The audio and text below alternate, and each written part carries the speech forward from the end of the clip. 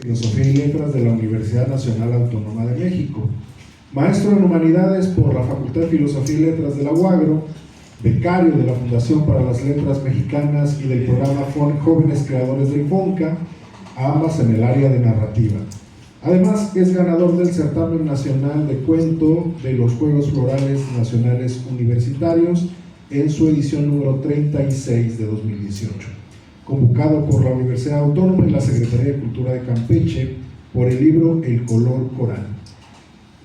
Publicó el volumen de cuentos Serpiente devorando águila en 2018 y actualmente ejerce como docente de la Facultad de Estudios Superiores Acatlán de la UNAM y prepara su ingreso al doctorado. Camarada Pablo tiene el uso de la palabra hasta por 15 minutos. Le damos un aplauso para recibirlo, por favor.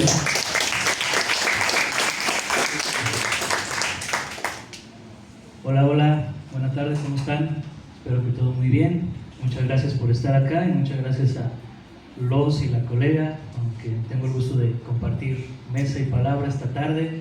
Gracias a Oscar y a todos quienes hacen este enorme esfuerzo por traernos este tan importante congreso que siempre es necesario, y particularmente este año me agrada que hayan puesto el foco en un tema que puede ser un tanto sui generis a primera vista, como es esto, el bandolerismo y estas figuras que dan repelús, ¿no? De buenas a primeras, como que no caen bien, pero justo como se ha visto con un par de intervenciones previas, y espero que con esta también quede un poquito más claro, hay que complejizar el análisis que se tiene de estos personajes, ¿verdad?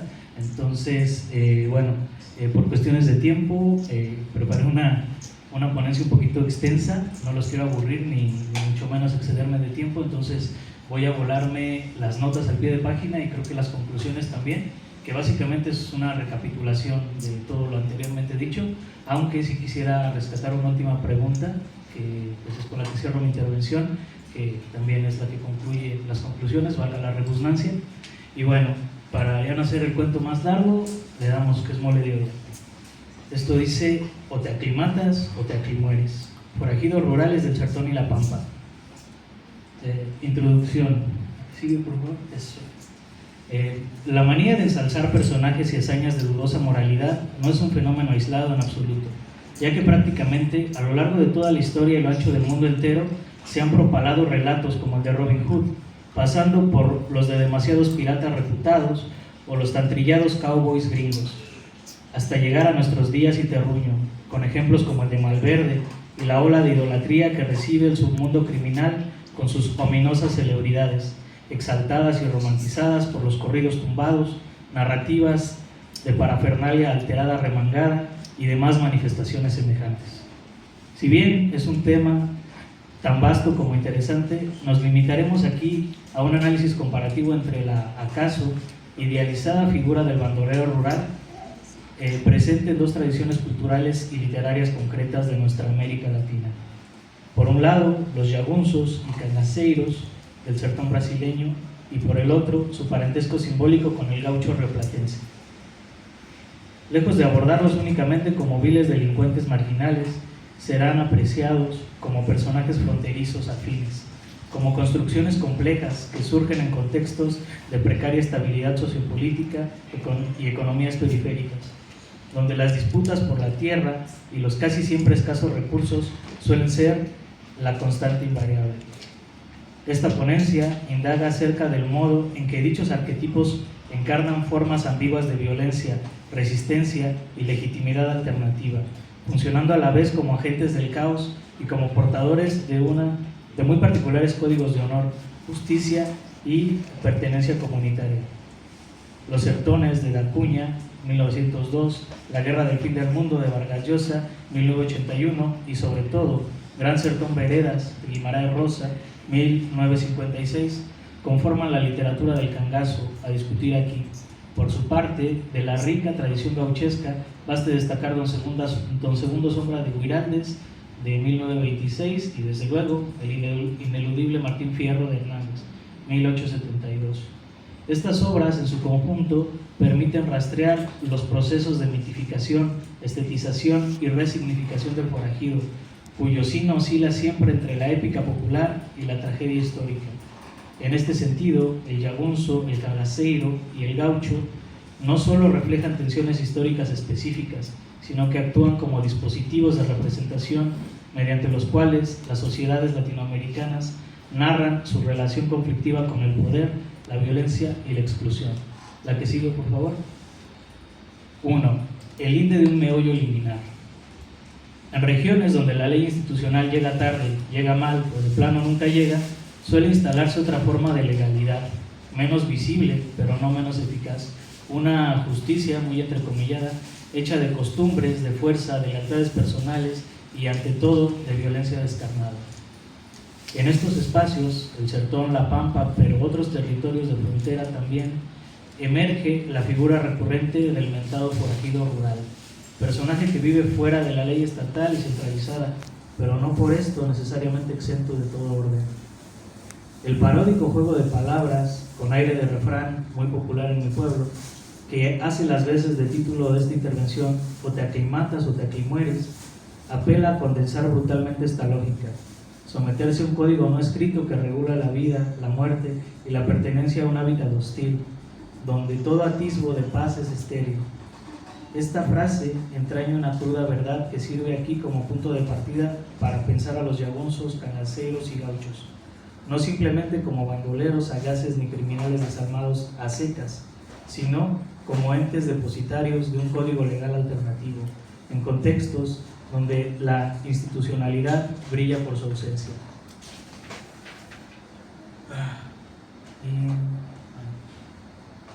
En tierras de economías periféricas y relaciones de poder desiguales, la violencia deja de ser un mero exceso para convertirse en lenguaje, norma y en ciertos casos en alguna suerte de justicia, no solo ciega, sorda por impía. No es casual que muchos de estos sujetos pendulen entre la condena moral y la admiración épica entre el bandido y el héroe trágico.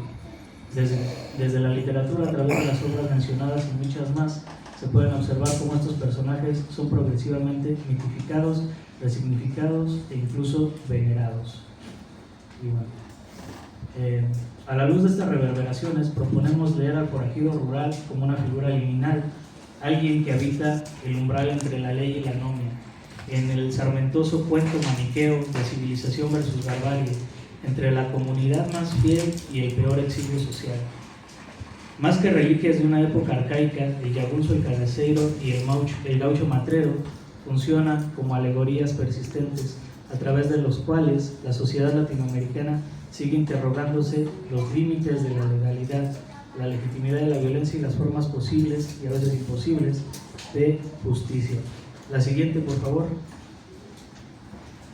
2. La difusa legalidad de los marginales. Un breve contexto sociohistórico. Tanto el sertón brasileño como la pampa rioplatense han sido pensados históricamente como espacios al margen, territorios extensos, escasamente poblados, difíciles de controlar y marcados por una relación ambigua con el poder central.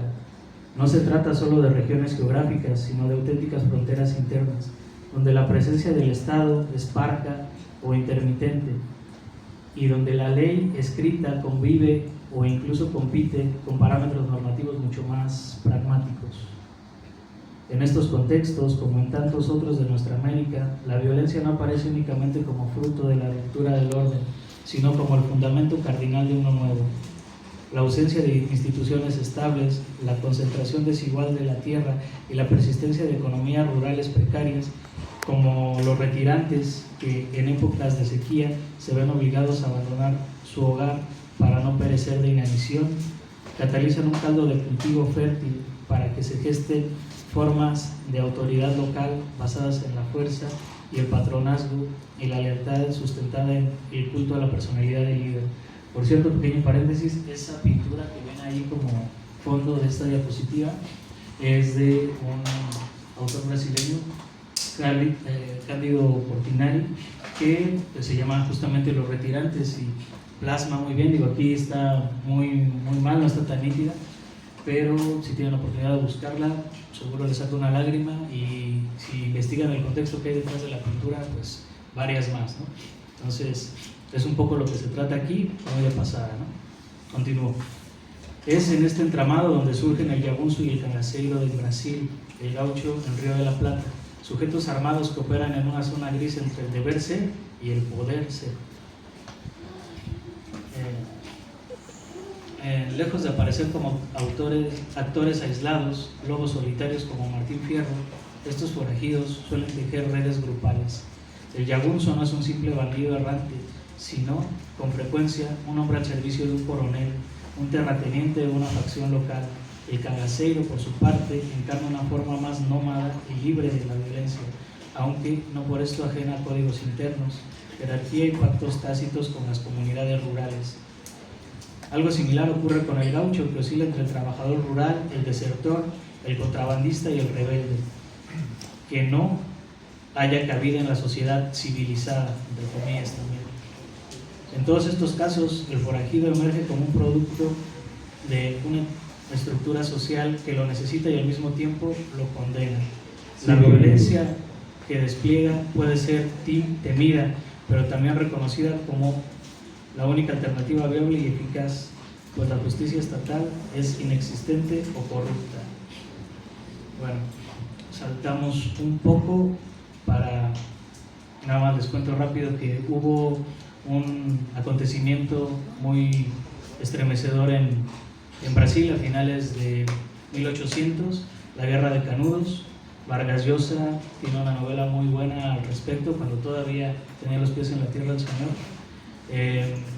La Guerra del Fin del Mundo, y ahí se lee con lujo de detalle todo lo que pasó.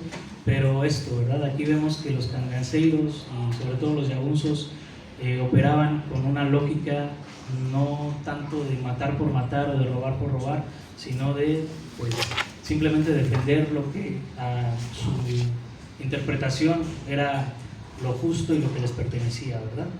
Entonces, bueno, pasamos a la última parte, que creo que es lo que más me gustaría centrarme, dejando de lado un poco, teniendo que sacrificar a Martín Fierro y a Don Segundo Sombra, que también son excepcionales novelas.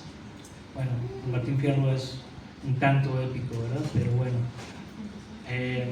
me gustaría centrarme en la última parte de la ponencia.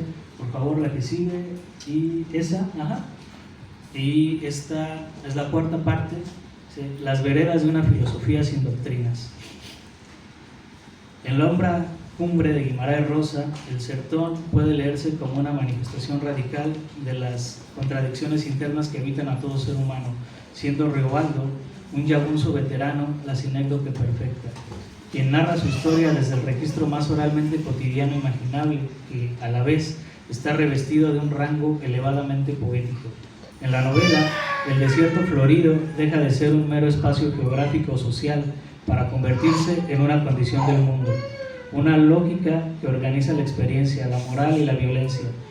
Como afirma el protagonista apenas iniciando su relato, cito, el sertón está en todas partes, y esa omnipresencia anula cualquier oposición artificial entre centro y periferia, entre orden y desorden, incluso entre el bien y el mal. Los jagunços de esta novela no son simples bandoleros unidimensionales, sino sujetos complejos, atravesados por dilemas éticos profundos. La violencia que ejercen no se presenta como irracional o arbitraria, más bien como una práctica regida por pautas, pactos y lealtades inestables. En este universo, la ley estatal es prácticamente inexistente o cuando menos irrelevante. Lo que rige es una legalidad inmanente, voluble y volátil, sostenida por la palabra empeñada, el coraje y la capacidad de responder a la brutalidad con actos aún más despiadados. De tal suerte, uno de los principales meollos de la narración, acaso la vereda cardinal, desplaza la pregunta clásica planteada por la justicia hacia una cuestión más inquietante. ¿Es en verdad posible distinguir con claridad entre el bien y el mal en un mundo donde la ley es siempre contingente? Aquel pacto con el diablo, real o imaginario, que tanto obsesiona a Riobaldo, funciona menos como elemento fantástico que como metáfora de esa incertidumbre moral. No se trata ya de saber si el diablo existe, sino de asumir el peso de conciencia que lo conjura en toda acción violenta y la responsabilidad que implica no poder delegarla a una instancia superior. existencialismo puro y duro, recrudecido. Dios no se murió así nomás, lo inmolamos a cada paso, día con día, por razones que la mayoría de las veces resultan por demás absurdas, sisifescas. Y esto no se reduce a una vil moralidad parroquial. El discurso de Guimarães Riobaldo no podría estar más lejos de la hipócrita monserga mojigata. Se basa en desnudar a fondo el alma de un pecador acérrimo, redimido mediante sus propias transgresiones. En este sentido, Gran Sertón Veredas ofrece una de las reflexiones más complejas de la literatura latinoamericana sobre la violencia como problema ético y además lingüístico. Vale la pena hacer un breve hincapié en la oralidad extrema del relato. Su sintaxis quebrada y su invención léxica no son meros ornamentos estilísticos, sino la expresión de un mundo donde la experiencia desborda los marcos normativos del lenguaje.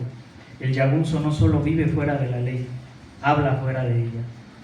Desde esta perspectiva, el forajido rural aparece como un ícono radicalmente moderno. No encarna un vestigio arcaico destinado a desaparecer, sino una forma límite de subjetividad que pone en crisis la promesa de orden, racionalidad y progreso. El sertón de Guimarães no es el pasado de la nación, sino su interrogante más latente, esa que, tristemente, persiste hasta nuestros días en las favelas y las rudísimas realidades que habitan fuera del exuberante foco turístico del país del carnaval. Y la siguiente, por favor, ya nada más para rematar con la pregunta. Les digo, son las conclusiones, es un poco recapitular lo mismo. A quien le interese la ponencia completa, por favor, me escriben, ahí ahorita voy a dejar mis datos y se las paso con todo gusto para debatir, para compartir ideas. Esa es la idea de un coloquio, de un congreso. Y pues justo para abrir boca quisiera cerrar con esta pregunta, dejarles esta reflexión y un reto comunitario en la mesa que dice más o menos así, bueno, ahí está resumida.